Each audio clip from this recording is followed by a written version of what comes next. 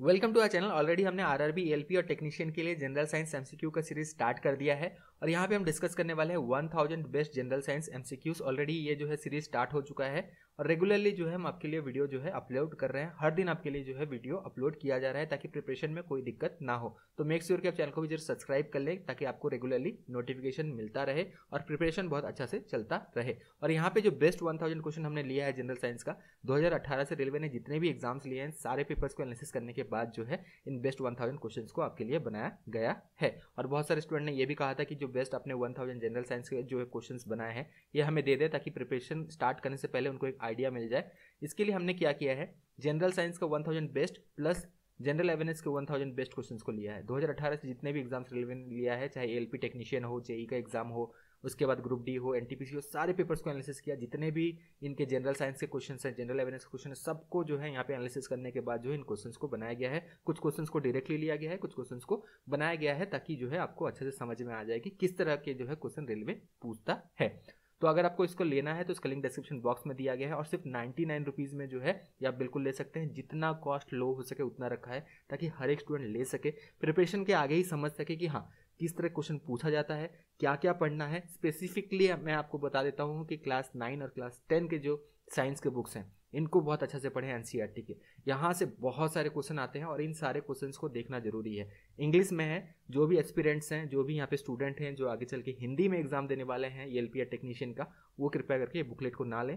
ALP या technician जो भी आप एग्जाम देने वाले हैं उसके लिए ये बुकलेट बहुत ज़्यादा हेल्पफुल होने वाला है। प्रिपरेशन से पहले सारे क्वेश्चन को यहाँ पे आप बिल्कुल देख सकते हैं, एनालिसिस कर सकते हैं, समझ सकते हैं, उसके बाद बहुत अच्छा से प्रिपरेशन स्टार्ट कर सकते हैं। और वैसे रेगुलरली हम आपके लिए वीडियो ला रहे हैं, डेली आपके लिए वीडियो ला रहे हैं, डिटेल में हर एक क्वेश्चन को एक्सप्लेन किया जा रहा है ताकि आपको कोई दिक्कत ना हो, प्रिपरेशन भी अच्छा से चलता रहे। एक्सप्लेनेशन के लिए आपको वीडियो देखना पड़ेगा लेकिन क्वेश्चन और आंसर डायरेक्टली बुकलेट में आपको मिल जाएगा, वहाँ एक्सप्लेनेशन हमने नहीं दिया है और सिर्फ 99 रुपीज़ में आपको अवेलेबल करवा दिया है। Link is in the description box, उसमें क्लिक करके अपना ईमेल आईडी, फ़ोन नंबर भरने के बाद जैसे ही आप 99 रुपीज़ पे कर देते हैं आपके मेल आईडी में फाइल भेज दिया जाता है जहाँ से आप इसे डाउनलोड कर सकते हैं। तो चलिए अब बिना टाइम वेस्ट करते हुए फाइनली इस वीडियो को स्टार्ट करते हैं और यहाँ पे आज कुछ क्वेश्चंस को डिटेल में डिस्कस कर लेते हैं जनरल साइंस से। Number of moles of solute present in 1000 gram of solvent is known as. Simple definition है ये, ठीक है, क्लास 9 के बुक से लिया गया है। इसे जो है क्या कहते हैं, इसे मोलालिटी जो है ये कहा जाता है। Option number 4 is correct. Molality is measure of number of moles of solute in a solution corresponding to 1 kg और 1000 ग्राम ऑफ सॉल्वेंट, ये इसका डेफिनेशन है। तो इसे जो है मोलालिटी कहते हैं। Separating funnel is use to separate a mixture of. तो सेपरेटिंग फनल जो है इनमें से कौन सा जो है मिक्सचर को सेपरेट कर सकता है, तो इमिसिबल लिक्विड। इमिसिबल लिक्विड में क्या होता है, दो लिक्विड जिनका डेंसिटी अलग होते हैं, जैसे फॉर एग्जांपल एक लेते हैं ऑयल एंड वाटर, तो ऑयल का डेंसिटी अलग है, वाटर का डेंसिटी अलग है। तो सेपरेटिंग फनल के थ्रू जो है इन दोनों जो है इमिसिबल लिक्विड जो है जिनका डेंसिटी अलग अलग है इनको सेपरेट किया जा सकता है। So option number 2 is correct. Emulsion is a colloid of. तो इमल्सन जो है इट इज बेसिकली जो है ये colloid of liquid in liquid. Example क्या है, एग्जाम्पल है मिल्क, मिल्क इज इमल्सन। तो इस तरह जो है क्वेश्चन बनते हैं, बिल्कुल ध्यान रखना।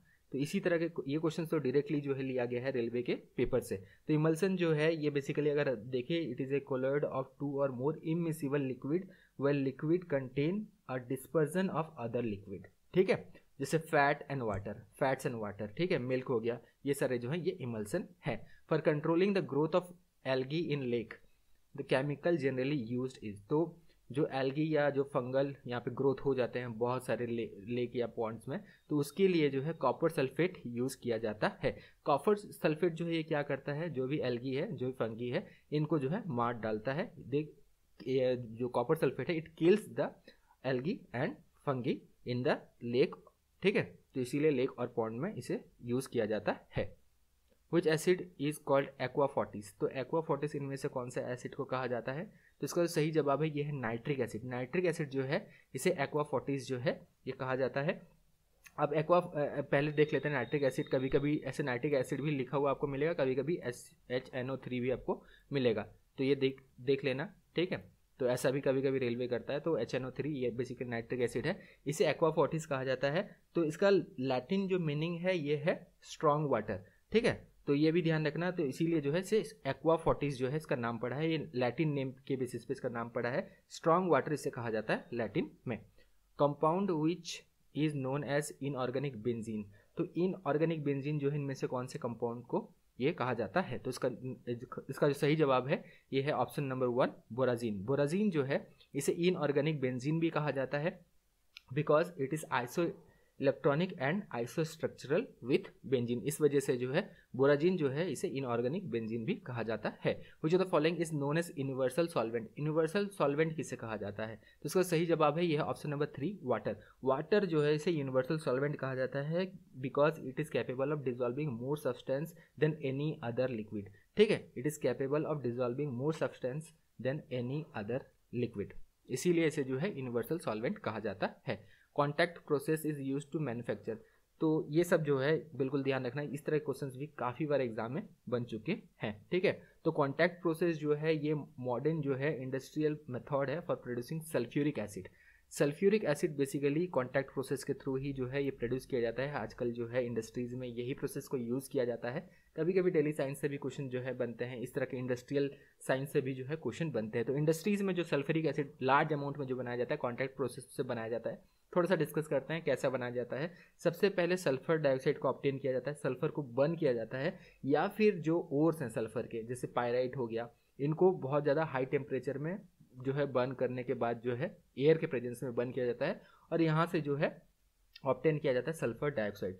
फिर ये सल्फर डाइऑक्साइड को कन्वर्ट किया जाता है किसमें? सल्फर ट्राइऑक्साइड में जो है ट्राईऑक्साइड में इसे कन्वर्ट किया जाता है। इसे फिर 400 degree Celsius to 450 degree Celsius के बीच में जो है इसे फिर बर्न किया जाता है और यहाँ पे कैटलिस्ट भी यूज़ किया जाता है। यहाँ पे जो है वेनेडियम ऑक्साइड, इस कैटलिस्ट को यूज़ किया जाता है और इसे कन्वर्ट कर दिया जाता है।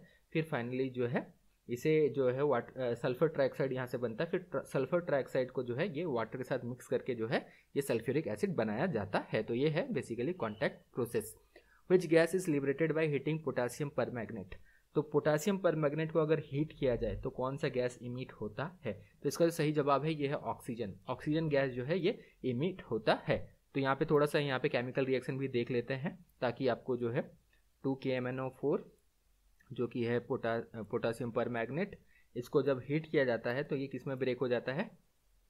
K2MnO4 में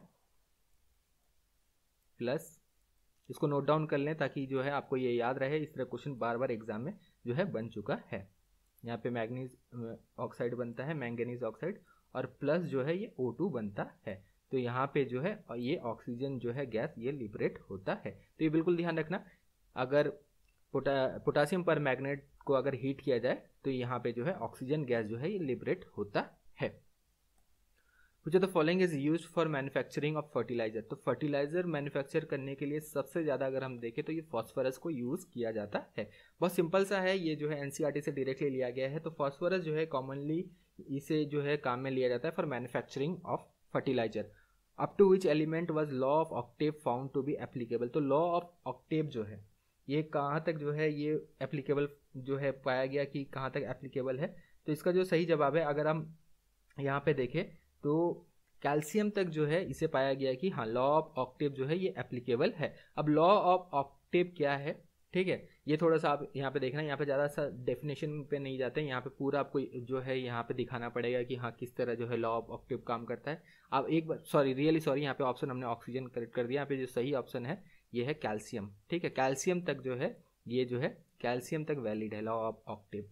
ठीक है, तो लॉ ऑफ ऑक्टेव को बिल्कुल आप एक बार पढ़ लेना जरूर, बहुत ज़्यादा इंपॉर्टेंट है। यहाँ पे डेफिनेशन और सब कुछ अगर डिस्कस करेंगे तो यहाँ पे भी काफ़ी ज़्यादा टाइम लगेगा, लेकिन लॉ ऑफ ऑक्टेव से न्यूलैंड लॉ हो गया, लॉ ऑफ ऑक्टेव हो गया, यहाँ से जो है काफ़ी ज़्यादा क्वेश्चन बनते हैं। The pungent smell of garlic is due to. तो पंजेंट स्मेल ऑफ गार्लिक ये बेसिकली किस वजह से होता है? तो ये जो है सल्फर कंपाउंड की वजह से होता है। तो जो पंजेंट स्मेल आपको गार्लिक में मिलता है ये सल्फर कंपाउंड की वजह से होता है। इस सल्फर कंपाउंड का थोड़ा सा नाम भी आप नोट डाउन कर लें ताकि अगर डायरेक्टली पूछ लिया गया कि सल्फर कंपाउंड जो प्रेजेंट होता है गार्लिक में ये क्या है, तो ये है एलाइल मिथाइल सल्फाइड। ठीक है, allyl methyl sulphide note down कर लें, ALLYLMETHYLSULFIDE, एलाइल मिथाइल सल्फाइड जो है ये जो है सल्फर कंपाउंड ये प्रेजेंट होता है। What is the colour of ozone? तो ओजोन का कलर क्या होता है? तो ओजोन जो है ये ब्लू कलर का जो है ये होता है। तो उसका जो पेल ब्लू बेसिकली, लेकिन अगर पेल ब्लू ना दिया हो, स्पेसिफिकली पेल ब्लू कलर का होता है, वैसे अगर ब्लू दिया हो तो ब्लू कलर का ये होता है। ओजोन जो है इसमें 3 जो है ऑक्सीजन एटम होते हैं। ओजोन का जो फॉर्मूला होता है केमिकल, ये होता है O3, ठीक है। O3 से इसे जो है डिनोट किया जाता है। ये है ओजोन का जो है basically chemical formula. What is the chemical formula of gypsum?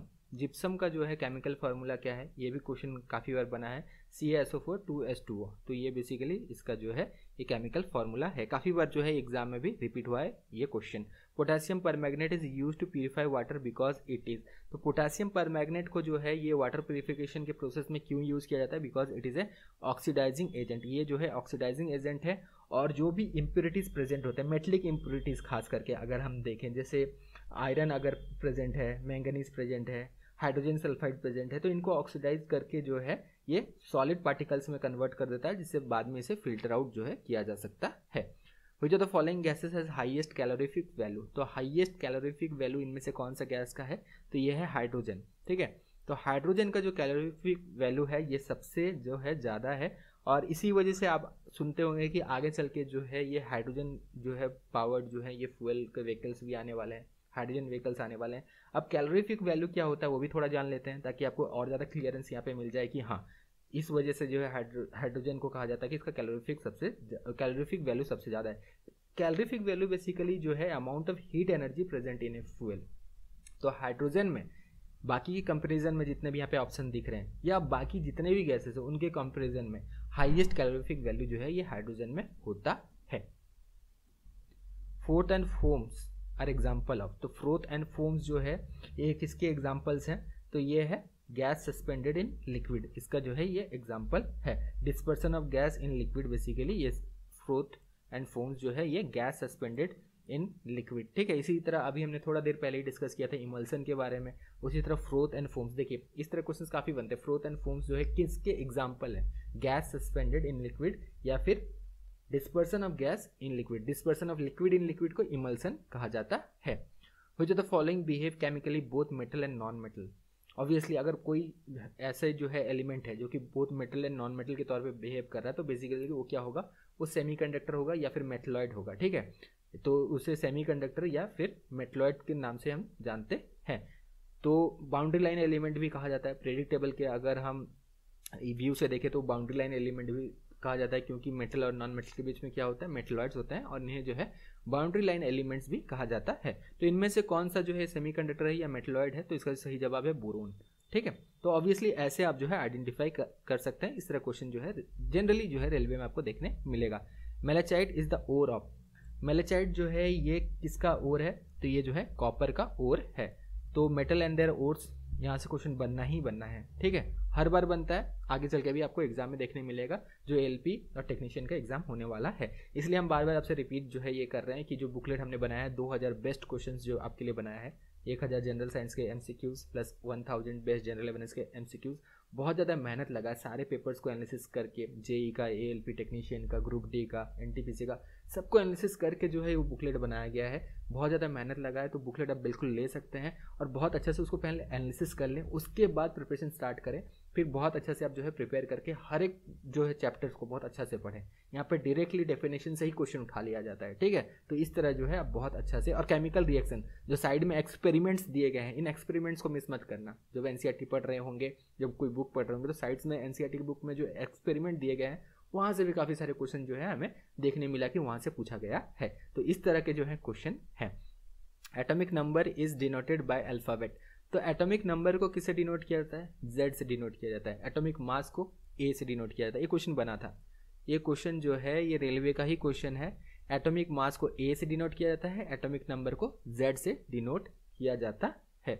1 carat equal to कितना मिलीग्राम होता है? तो इसका सही जवाब है ये है 200 मिलीग्राम। कभी कभी 200 मिलीग्राम ऑप्शन में आपको मिलेगा 1 कैरेट इक्वल टू, कभी कभी 1/5 ग्राम ये रहेगा।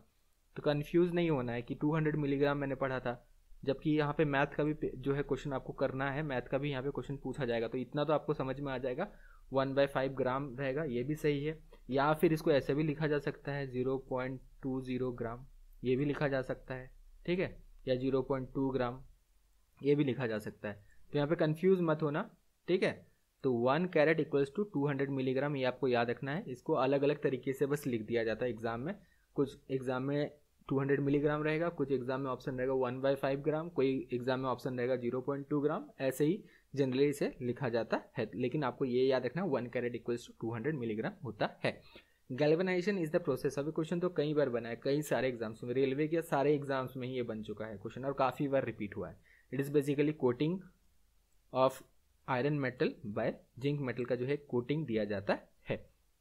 तो giving coating of zinc metal on iron, ताकि आयरन जो मान लीजिए आयरन का जो यहाँ पे हम नेल्स बनाते हैं, ठीक है, जो दीवार में लगाया जाता है, तो उसके ऊपर एक कोटिंग दे दिया जाता है ताकि ये जो आयरन जो है ये रस्ट ना हो जाए, रस्ट होकर ख़राब ना हो जाए, तो इसमें बहुत ज़्यादा जो है ये लास्ट करते हैं। Heaviest naturally occurring element of periodic table. तो heaviest naturally occurring element of periodic table is basically uranium. ये क्वेश्चन भी काफ़ी बार बना है और यहाँ से हेवीएस्ट मैन मेड या फिर ऐसे भी हटा दिया जाएगा क्वेश्चन को, नेचुरली यहाँ पे रख दिया जाएगा question heaviest occurring element of periodic table. Heaviest जो है एलिमेंट कौन सा है पीरियोडिक टेबल का, ये भी क्वेश्चन बन सकता है, ठीक है। नेचुरली ऑकरिंग भी पूछा जा सकता है या फिर हेवीएस्ट एलिमेंट के बारे में पूछा जा सकता है। तो हेवीएस्ट एलिमेंट है ऑग्नेशन, OGANESSION। एलिमेंट नंबर 118 देख लेना एक बार, एलिमेंट नंबर 118 OG से इसे डिनोट किया जाता है। ये हैवीएस्ट जो है ये एलिमेंट है, ठीक है।